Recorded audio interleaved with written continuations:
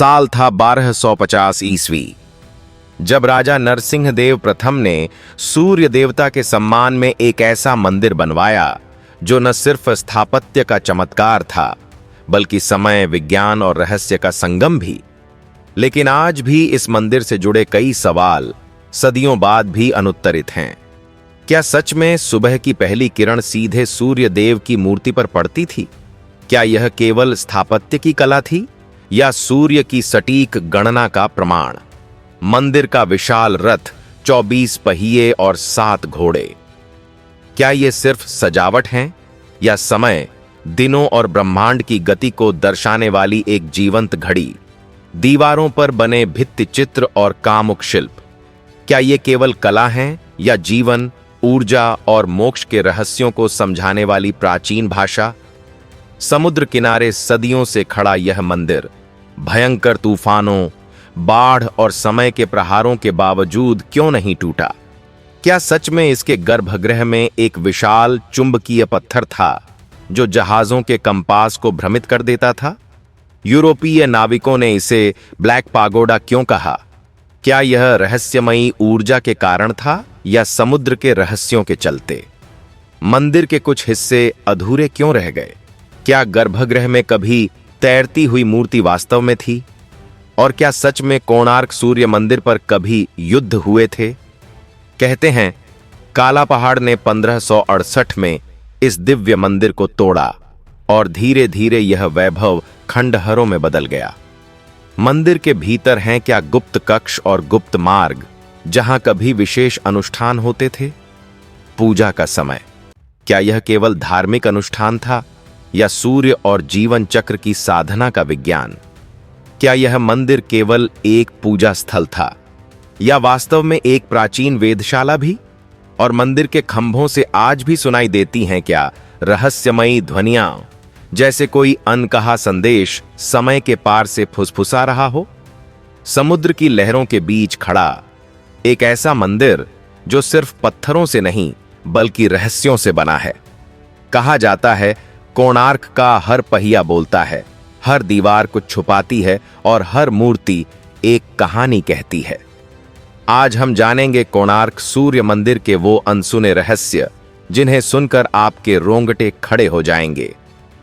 तो बने रहिए हमारे साथ, क्योंकि आने वाले हर रहस्य की चाबी यहीं खुलेगी। कोणार्क, एक रहस्यमयी यात्रा। पूर्वी सागर के किनारे जब सुबह की पहली किरणें लहरों पर चमकती हैं तो लगता है जैसे जल में सोना पिघल गया हो।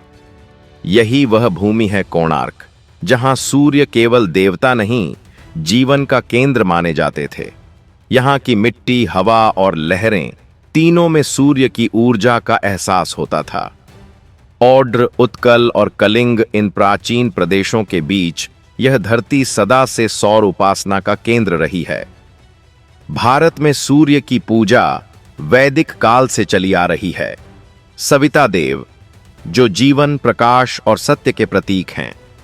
आर्य काल से पहले भी यहाँ की जनजातियां सूर्य को दिशा और जीवन का रक्षक मानती थीं।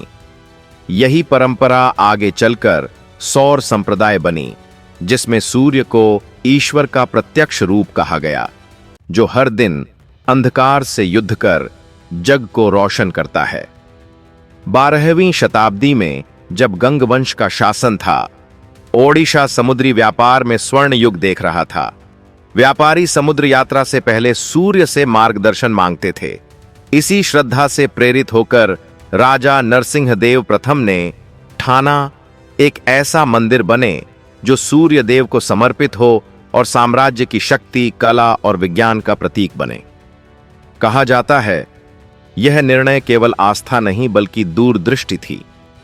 उस समय बंगाल सल्तनत के साथ संघर्ष जारी था और कोणार्क का मंदिर होना था ओडिशा की पहचान। राजा ने आदेश दिया, समुद्र तट पर एक ऐसा रथ बनाओ जिसे देखकर लौटते जहाज जाने कि सूर्य हमारा मार्गदर्शक है। निर्माण के लिए स्थल चुना गया, चंद्रभागा नदी के पास, जहां सुबह का सूरज सीधे क्षितिज से उगता है। भूमि चुंबकीय थी और यही चुंबकत्व मंदिर के पत्थरों में भी समाहित हुआ। मंदिर की रूपरेखा बनाई गई सूर्य देव के 7 घोड़ों और 24 पहियों वाले रथ के रूप में। 7 घोड़े सप्ताह के 7 दिनों का प्रतीक और 24 पहिए दिन के 24 घंटे।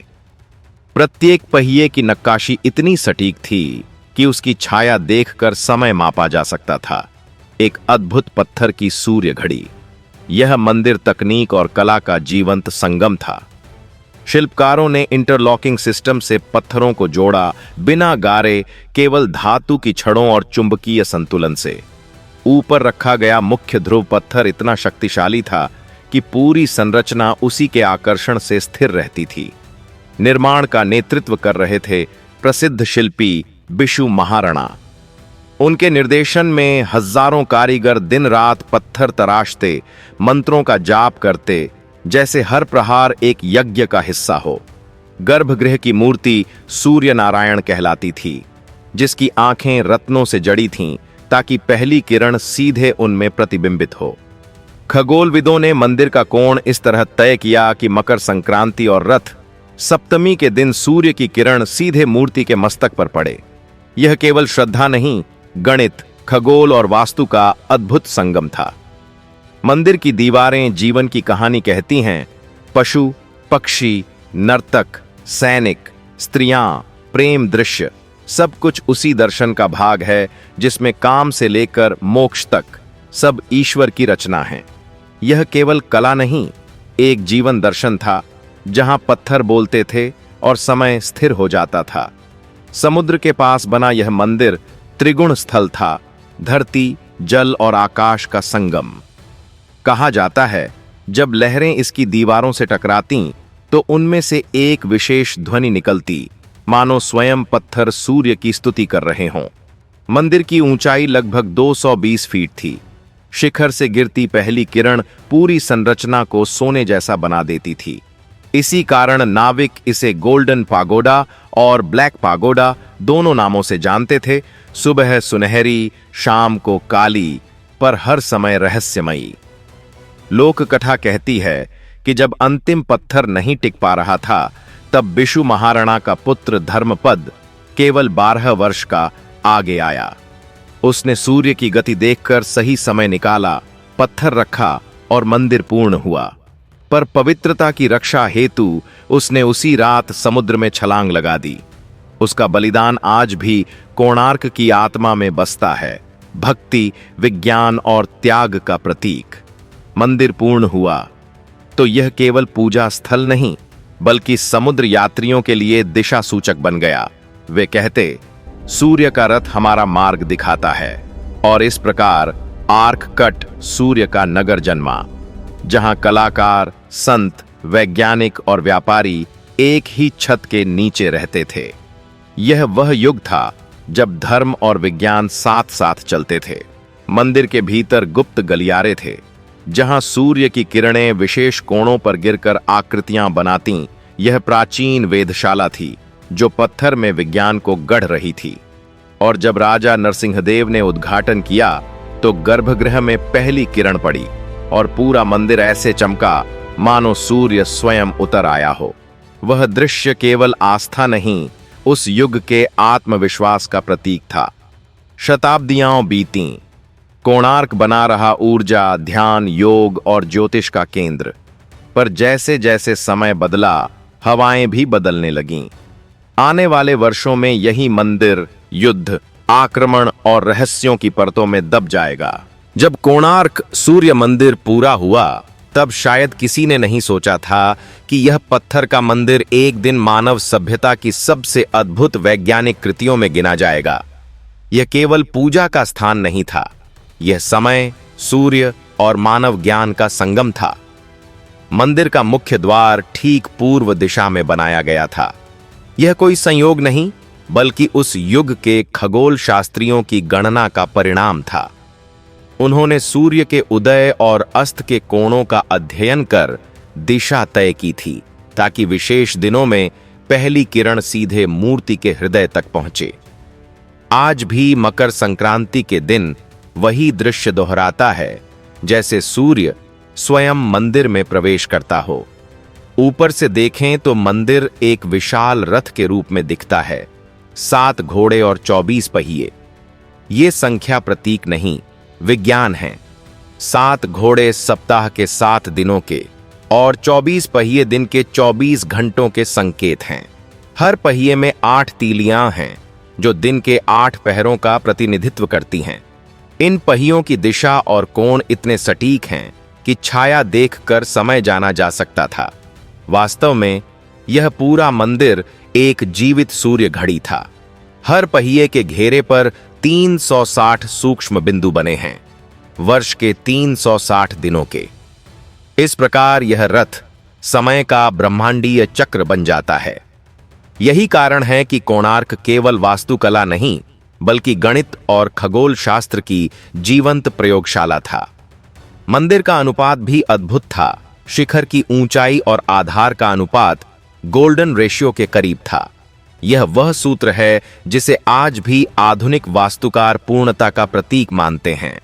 मंदिर के पत्थरों को बिना किसी गारे के ऐसे जोड़ा गया कि भार पूरे ढांचे में समान रूप से वितरित हो। लगभग 12,000 टन पत्थरों को इस सागर तट पर स्थापित करना अपने आप में एक इंजीनियरिंग चमत्कार था। किंवदंती है कि मंदिर के शीर्ष पर एक विशाल चुंबकीय पत्थर था जो पूरी संरचना के लोहे के क्लैंप्स को संतुलित रखता था। नाविकों के कंपास इससे प्रभावित होते थे, इसलिए यूरोपीय यात्रियों ने इसे ब्लैक पागोडा कहा। आधुनिक पुरातत्व इसकी पुष्टि नहीं कर सके, लेकिन धातु के अवशेष यह संकेत देते हैं कि कोणार्क के शिल्पकार चुंबकत्व और धातु विज्ञान में निपुण थे। मंदिर की दीवारें केवल कला नहीं थीं, वे सूर्य और जीवन के विज्ञान को दर्शाती थीं। कुछ मूर्तियां ऐसे कोणों पर बनी हैं कि उन पर सूर्य की किरणें दिन के अलग अलग समय पर अलग छाया बनाती हैं। यह प्रकाश और समय के प्रयोग का एक सुंदर उदाहरण था। मंदिर के भीतर ध्वनि विज्ञान का उपयोग भी अद्भुत था। हल्की थपकी देने पर पत्थरों से अनुनाद की गूंज सुनाई देती है। यह सिद्ध करता है कि ध्वनि तरंगों का संतुलन जानबूझकर रचा गया था। शायद इसी कारण मंत्रोच्चार की गूंज पूरे परिसर में फैलती थी, मानो पत्थर स्वयं प्रार्थना कर रहे हों। गर्भगृह में सूर्य की पहली किरण सीधी मूर्ति पर पड़ती थी। वह क्षण ऐसा होता था जैसे पत्थर का देवता स्वयं जीवंत हो उठा हो। यह इक्विनॉक्स अलाइनमेंट का अद्भुत उदाहरण है, जहां सूर्य की किरणें विशेष दिनों में ठीक मूर्ति पर केंद्रित होती हैं। बाहरी आंगन में सूर्य के विभिन्न रूप अरुण, मित्र, पूषा, सविता उकेरे गए हैं। ये केवल देवता के रूप नहीं, बल्कि सौर ऊर्जा के वैज्ञानिक पहलू हैं। अरुण है भोर की लालिमा, पूषा है जीवनदायी शक्ति और सविता चेतना का प्रतीक। यह मंदिर केवल पूजा नहीं, बल्कि सूर्य विज्ञान का जीवंत मॉडल था। कुछ शोध बताते हैं कि मंदिर के पत्थरों में पायोइलेक्ट्रिक गुण थे। दबाव पर हल्की विद्युत ऊर्जा उत्पन्न होती थी। संभव है कि इसी से मंदिर के भीतर एक अद्भुत ऊर्जा वातावरण बनता था। यह वही ऊर्जा थी जिसे योगी सूर्य योग कहते थे, जहां मनुष्य और सूर्य की चेतना एक हो जाती है। मंदिर की संरचना को मानव शरीर से जोड़ा जा सकता है। आधार मूलाधार, मध्य अनाहत और शिखर सहस्रार का प्रतीक। इस प्रकार कोणार्क स्वयं एक मानव शरीर था, जिसमें पूजा का अर्थ था अपनी ऊर्जा को सूर्य की ऊर्जा से मिलाना। मंदिर का वायु प्रवाह और ताप संतुलन भी अद्भुत था। भीतर बने छोटे छोटे मार्ग समुद्री हवाओं को नियंत्रित करते थे, जिससे अंदर हमेशा ठंडक बनी रहती। यह प्राचीन नेचुरल एयर कंडीशनिंग का उदाहरण था। शाम के समय जब सूर्य की किरणें दीवारों पर पड़तीं, तो पत्थर जीवित प्रतीत होते, मानो सूर्य की आत्मा उनमें उतर आई हो। यह वह क्षण था जहां विज्ञान, कला और आध्यात्मिकता एक हो जाते थे।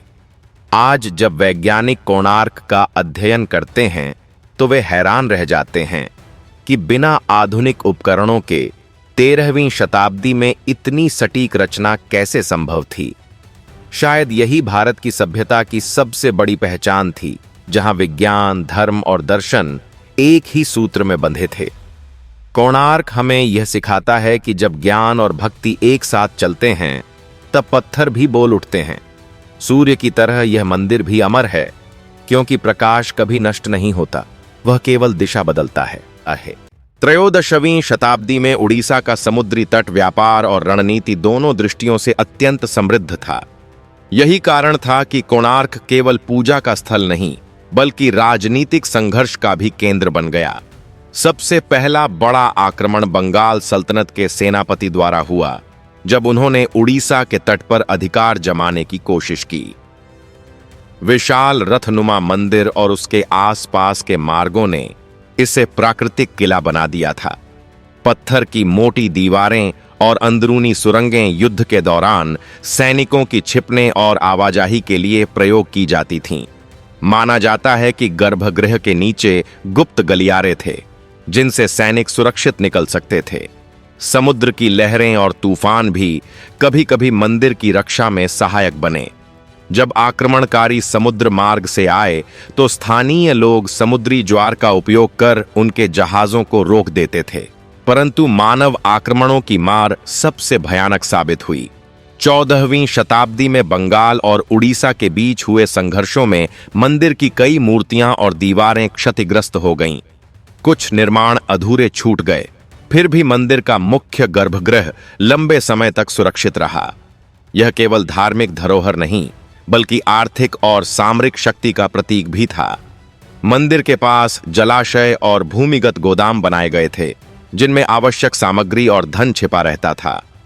16वीं शताब्दी में काला पहाड़ का नाम सबसे बड़ा विनाशकारी अध्याय बना। बंगाल से आए इस योद्धा ने मंदिर पर हमला किया, मूर्तियां तोड़ी और गर्भगृह की बाहरी नक्काशी को क्षतिग्रस्त किया। फिर भी मंदिर का मूल ढांचा अपनी तकनीकी मजबूती के कारण टिका रहा। मराठा और मुगल काल में भी यह क्षेत्र सैनिक दृष्टि से महत्वपूर्ण रहा, लेकिन स्थानीय पुजारियों और प्रशासकों ने इसकी रक्षा के लिए कई गुप्त रणनीतियां अपनाईं। कुछ भूमिगत मार्गों का उपयोग इसी समय गुप्त पूजा और सुरक्षा के लिए हुआ। गंग वंश के पतन के बाद मंदिर की देखरेख कम हुई, जिससे प्राकृतिक आपदाओं ने क्षति और बढ़ा दी। वर्षा, बाढ़ और तूफानों ने दीवारों को कमजोर किया। फिर भी स्थानीय लोगों की श्रद्धा और सूर्य साधना निरंतर चलती रही। उनके अनुसार युद्ध के समय गर्भगृह में रहस्यमय रोशनी दिखाई देती थी, मानो सूर्य देव स्वयं मंदिर की रक्षा कर रहे हों। किंवदंती है कि मंदिर के भीतर आज भी कुछ गुप्त कक्षों में धार्मिक वस्तुएं और खजाने सुरक्षित हैं। वैज्ञानिक अनुसंधानों से भी ऐसे भूमिगत मार्गों के संकेत मिले हैं। मंदिर का विशाल रथ और पहिए, जिन्हें विदेशी सैनिक तोड़ नहीं पाए, आज भी उस युग की इंजीनियरिंग का साक्ष्य हैं। युद्ध और विनाश के बावजूद कोणार्क की धार्मिक शक्ति कम नहीं हुई। पुजारी और साधक इसे अपने ज्ञान से संरक्षित करते रहे। यह केवल पत्थरों की रक्षा नहीं थी, यह विज्ञान और अध्यात्म की निरंतर साधना थी। इतिहास बताता है कि हर आक्रमण ने इस मंदिर को तोड़ा जरूर, पर उसकी आत्मा को कभी नहीं झुका सका। हर टूटी मूर्ति और अधूरी दीवार इस बात की गवाही देती है कि सूर्य का प्रकाश कभी बुझ नहीं सकता। कोणार्क का यह अध्याय हमें याद दिलाता है, भव्यता केवल शिल्प से नहीं बल्कि उस अदृश्य ऊर्जा से आती है जो युगों तक इसे जीवित रखती है। युद्ध और विनाश के बाद भी यह मंदिर आज भी वही संदेश देता है, ज्ञान, विज्ञान और सूर्य की शक्ति सदा अमर है। 17वीं और 18वीं शताब्दी के युद्धों और आक्रमणों के बाद यह मंदिर केवल एक अर्ध टूटी संरचना रह गया था, जिसे देखने केवल कुछ स्थानीय पुजारी और विद्वान आते थे। लेकिन 19वीं शताब्दी के उत्तरार्ध में जब ब्रिटिश शासन के दौरान भारतीय पुरातत्व पर ध्यान दिया गया, तब यह स्पष्ट हुआ कि कोणार्क केवल स्थापत्य की दृष्टि से ही नहीं बल्कि इतिहास, विज्ञान और कला की दृष्टि से भी अद्वितीय है। ब्रिटिश पुरातत्व विभाग ने सबसे पहले इस मंदिर के ढांचे का सर्वेक्षण किया। उन्होंने देखा कि गर्भगृह का शिखर टूट चुका था, कुछ बाहरी दीवारें गिर चुकी थीं और कुछ मूर्तियां समुद्र की लहरों और वर्षा से क्षतिग्रस्त हो चुकी थीं। सर्वेक्षण के दौरान विद्वानों ने समझा कि इसे केवल संरक्षित करने की आवश्यकता नहीं, बल्कि वैज्ञानिक रूप से अध्ययन और पुनर्निर्माण की आवश्यकता है। इस समय से मंदिर के पुनरुत्थान का अभियान शुरू हुआ। अध्ययन में यह पाया गया कि मंदिर के पत्थरों और उनकी बनावट में एक प्रकार की प्राकृतिक सुरक्षा प्रणाली थी। पत्थरों में नमी और वायु प्रवाह के ऐसे मार्ग थे जो उन्हें समुद्री वातावरण से बचाते थे। इस खोज ने पुरातत्वविदों को यह सिखाया कि प्राचीन भारतीय शिल्पकार केवल सौंदर्य नहीं, बल्कि दीर्घकालिक सुरक्षा के विज्ञान को भी समझते थे। इस प्रणाली का अध्ययन आधुनिक वास्तुकला में भी प्रेरणा बन गया। 1920 और 1930 के दशक में भारतीय पुरातत्व सर्वेक्षण ने मंदिर के गिरते हिस्सों की मरम्मत शुरू की। इसमें पत्थरों को सावधानीपूर्वक अलग किया गया, पुराने पत्थरों की पहचान की गई और नए पत्थरों के साथ उनकी स्थिति को स्थिर किया गया। इस काम में स्थानीय शिल्पकारों और कारीगरों का विशेष योगदान रहा। उन्होंने प्राचीन तकनीकों का पालन करते हुए नए पत्थरों को पुराने ढांचे में फिट किया, जिससे मंदिर का मूल स्वरूप सुरक्षित रहा। मंदिर की गर्भगृह की मूर्ति और शिल्पकला को भी संरक्षित किया गया। आधुनिक विज्ञान ने यह सुनिश्चित किया कि मूर्तियों पर लगी मिट्टी, जल और नमक को हटाया जाए, जिससे पत्थर की सतह स्थायी रूप से संरक्षित रहे। इस प्रक्रिया में रासायनिक और भौतिक परीक्षण किए गए ताकि पत्थरों की प्राकृतिक बनावट को बिना नुकसान पहुंचाए संरक्षण किया जा सके। 20वीं शताब्दी के मध्य में कोणार्क पर बड़े पैमाने पर उत्खनन कार्य किए गए। पुरातत्वविदों ने मंदिर के आसपास भूमिगत गलियारों और गुप्त कक्षों का पता लगाया। इनमें कुछ ऐसे कक्ष थे जहां प्राचीन धार्मिक अनुष्ठान होते थे। यह खोज मंदिर के केवल स्थापत्य महत्व को नहीं, बल्कि इसकी आध्यात्मिक और सामाजिक भूमिका को भी उजागर करती है। गुप्त कक्षों में मिले अवशेष बताते हैं कि मंदिर न केवल पूजा का केंद्र था, बल्कि शिक्षा और विज्ञान का भी केंद्र था, जहां खगोल, गणित, ज्योतिष और संगीत का प्रशिक्षण दिया जाता था। मंदिर के संरक्षण में समुद्री हवाओं और मौसम की चुनौती सबसे बड़ी थी। चूंकि यह तटीय क्षेत्र में स्थित था, समुद्री लवण और आंधियां पत्थरों को नुकसान पहुंचाती थीं। इसलिए संरक्षकों ने विशेष तकनीकों का उपयोग किया। वे पत्थरों पर जल अवरोधक लेप लगाते थे। साथ ही वायु प्रवाह को संतुलित करने के लिए कक्षों में छोटे मार्ग बनाए। यह आधुनिक संरक्षण विज्ञान का प्रारंभिक उदाहरण था, जो प्राचीन तकनीकों और आधुनिक विज्ञान का मिश्रण था। 20वीं शताब्दी के उत्तरार्ध में कोणार्क सूर्य मंदिर को यूनेस्को ने विश्व धरोहर स्थल घोषित किया। इसका अर्थ था कि यह मंदिर केवल भारत के लिए नहीं, बल्कि पूरी मानवता के लिए महत्वपूर्ण था।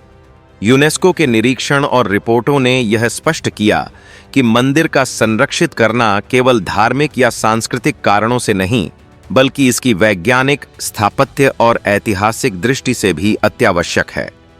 मंदिर के अध्ययन से यह भी पता चला कि इसके रथ, पहिए और घोड़े केवल सजावट नहीं थे। रथ की दिशा और घोड़ों की आकृति समय और खगोल विज्ञान से जुड़ी हुई थी।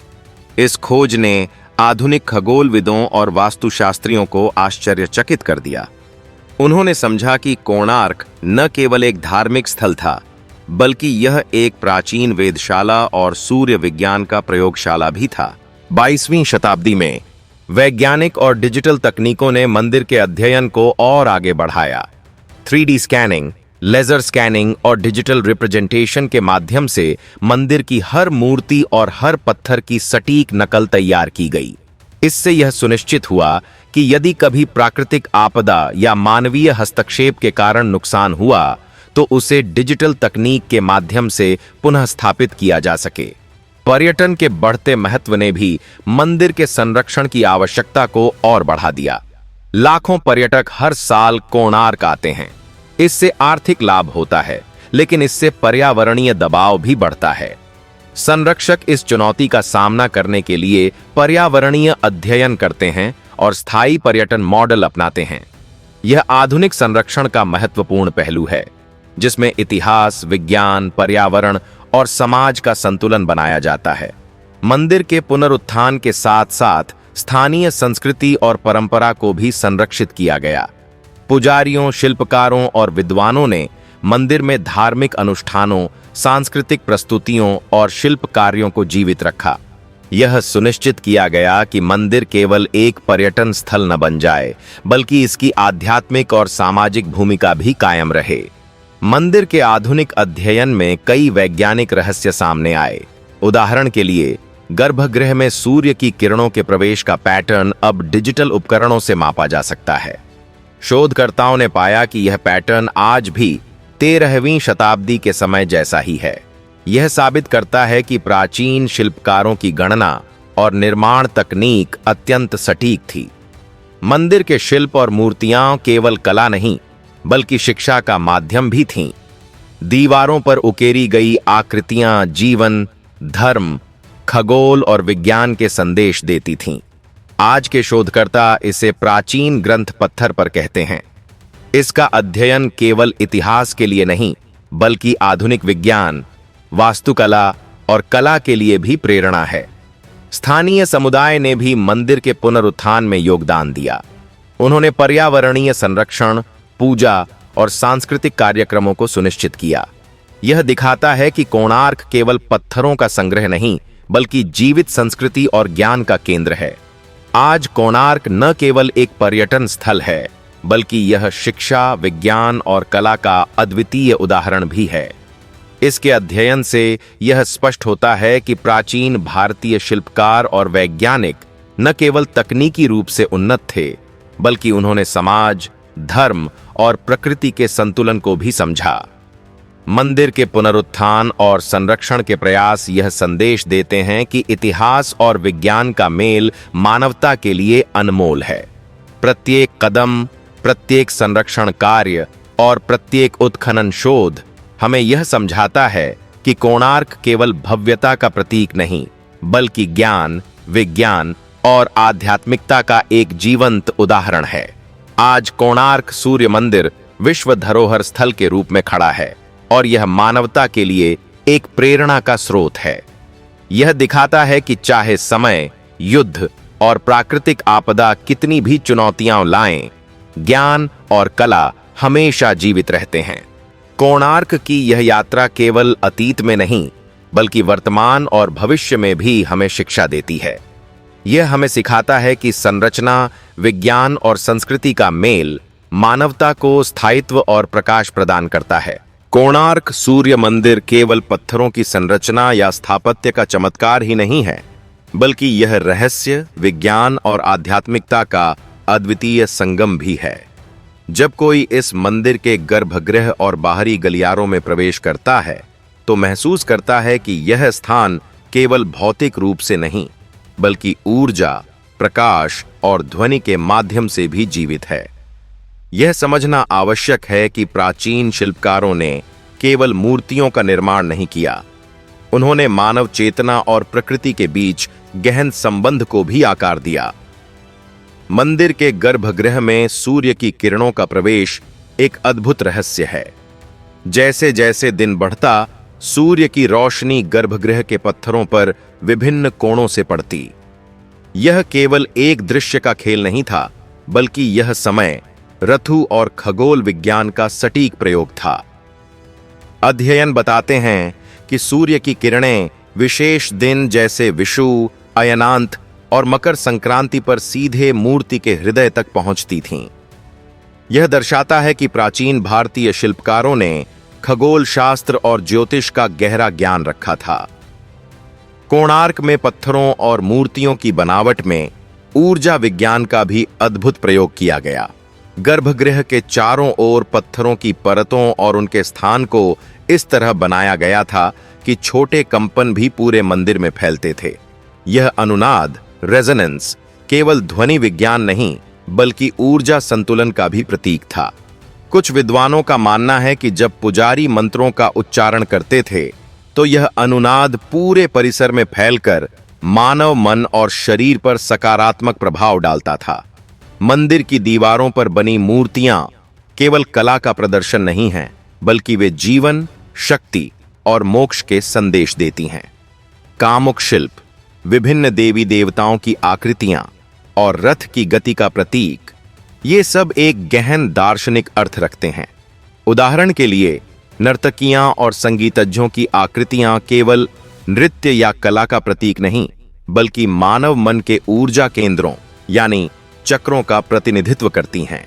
यह इस बात का संकेत है कि मंदिर केवल पूजा स्थल नहीं, बल्कि आध्यात्मिक साधना और जीवन विज्ञान का केंद्र था। मंदिर की संरचना में प्रकृति विज्ञान की भी अद्भुत समझ छलकती है। गर्भगृह और बाहरी कक्षों की दिशा, आकार और ऊंचाई इस प्रकार तय की गई थी कि वर्षा का पानी स्वतः बाहर निकल जाए और पत्थरों पर अधिक दबाव न पड़े। यह नेचुरल ड्रेनेज सिस्टम और भार संतुलन की प्रणाली उस समय के लिए अत्यंत उन्नत थी। साथ ही समुद्र से आती नमक युक्त हवाओं को नियंत्रित करने के लिए पत्थरों की बनावट और जॉइंट्स का प्रयोग किया गया, जिससे संरचना सदियों तक सुरक्षित रही। चुंबकीय पत्थरों और धातु क्लैंप्स का रहस्य भी अद्भुत है। गर्भगृह में स्थित पत्थर संभवतः चुंबकीय क्षेत्र का निर्माण करता था, जो समुद्री जहाजों के कंपास को भ्रमित करता था। यह न केवल तकनीकी चमत्कार था, बल्कि यह दिखाता है कि प्राचीन शिल्पकारों ने ऊर्जा और चुंबकत्व के सिद्धांतों का व्यावहारिक प्रयोग किया। आधुनिक शोधकर्ताओं ने इस बात की पुष्टि की कि मंदिर के कुछ पत्थरों में प्राकृतिक चुंबकीय गुण हैं, जो आज भी वैज्ञानिक जिज्ञासा का विषय हैं। मंदिर के कुछ हिस्सों के अधूरे रहने का रहस्य भी रोचक है। पुरातत्वविदों के अनुसार ये अधूरे हिस्से युद्ध, राजनीतिक अस्थिरता और प्राकृतिक आपदाओं के कारण बने, लेकिन दार्शनिक दृष्टि से इसे अपूर्णता में पूर्णता के रूप में देखा जा सकता है। यह दर्शाता है कि जीवन और ज्ञान कभी पूर्ण नहीं होते, हमेशा विकासशील रहते हैं। गर्भगृह में कभी मूर्तियां तैरती हुई दिखाई देती थीं, ऐसा कहा जाता है। यह केवल कल्पना नहीं, बल्कि संभवतः पानी और प्रकाश के विशेष संयोजन का परिणाम था। कुछ शोधकर्ताओं का मानना है कि गर्भगृह में स्थित पत्थरों की बनावट और जल के स्तर का ऐसा मिश्रण था कि सूर्य की किरणें पानी पर प्रतिबिंबित होकर मूर्ति को तैरते हुए प्रतीत कराती थीं। यह एक प्रकार का ऑप्टिकल इल्यूजन और आध्यात्मिक अनुभव दोनों था। मंदिर के खंभों से निकलने वाली रहस्यमयी ध्वनि भी अद्भुत है। गर्भगृह और बाहरी गलियारों में हल्की धक्का या छूने पर उत्पन्न अनुनाद कुछ सेकंड तक हवा में तरंगित रहती है। यह दर्शाता है कि प्राचीन शिल्पकारों ने ध्वनि विज्ञान का गहन अध्ययन किया था। संभवतः इसका प्रयोग मंत्रों और साधना के समय मानव मन और शरीर पर विशेष प्रभाव डालने के लिए किया जाता था। पूजा का समय भी वैज्ञानिक दृष्टि से महत्वपूर्ण था। सूर्य की स्थिति, दिन का समय और ऋतु के अनुसार पुजारी अनुष्ठान करते थे। यह केवल धार्मिक अनुष्ठान नहीं, बल्कि सूर्य और जीवन चक्र का अध्ययन भी था। प्रत्येक पूजा सूर्य की गति और मानव जीवन की ऊर्जा के अनुकूल आयोजित की जाती थी। इस प्रकार कोणार्क केवल देवता की आराधना का स्थल नहीं, बल्कि जीवन और खगोल विज्ञान की प्रयोगशाला भी था। मंदिर के गुप्त कक्ष और भूमिगत मार्ग इसका रहस्य और बढ़ाते हैं। उत्खनन के दौरान इन कक्षों में प्राचीन शिल्प उपकरण, धार्मिक सामग्री और खगोलीय उपकरण मिले। यह संकेत करता है कि मंदिर में केवल पूजा नहीं होती थी, बल्कि शिक्षा, खगोल, गणित और संगीत का प्रशिक्षण भी दिया जाता था। इन कक्षों का निर्माण इस तरह किया गया था कि वे आक्रमणकारियों की नजर से सुरक्षित रहें और ज्ञान का संरक्षण सुनिश्चित करें। समुद्र की ओर मुख किए मंदिर की स्थिति भी वैज्ञानिक और रणनीतिक दृष्टि से महत्वपूर्ण थी। यह केवल दृश्यात्मक भव्यता के लिए नहीं, बल्कि समुद्री व्यापार और सामरिक नियंत्रण के लिए भी बनाई गई थी। समुद्री हवाओं, ज्वार और तूफानों को नियंत्रित करने की प्रणाली इस स्थान पर विकसित की गई थी। यही कारण है कि सदियों तक, चाहे कितनी भी प्राकृतिक आपदाएं आईं, मंदिर अपनी संरचना और ऊर्जा दोनों को बनाए रख सका। मंदिर का प्रत्येक रथ और पहिया अद्वितीय संदेश देते हैं। रथ का आकार और घोड़ों की गति समय ऋतु और खगोलीय स्थिति का प्रतीक हैं।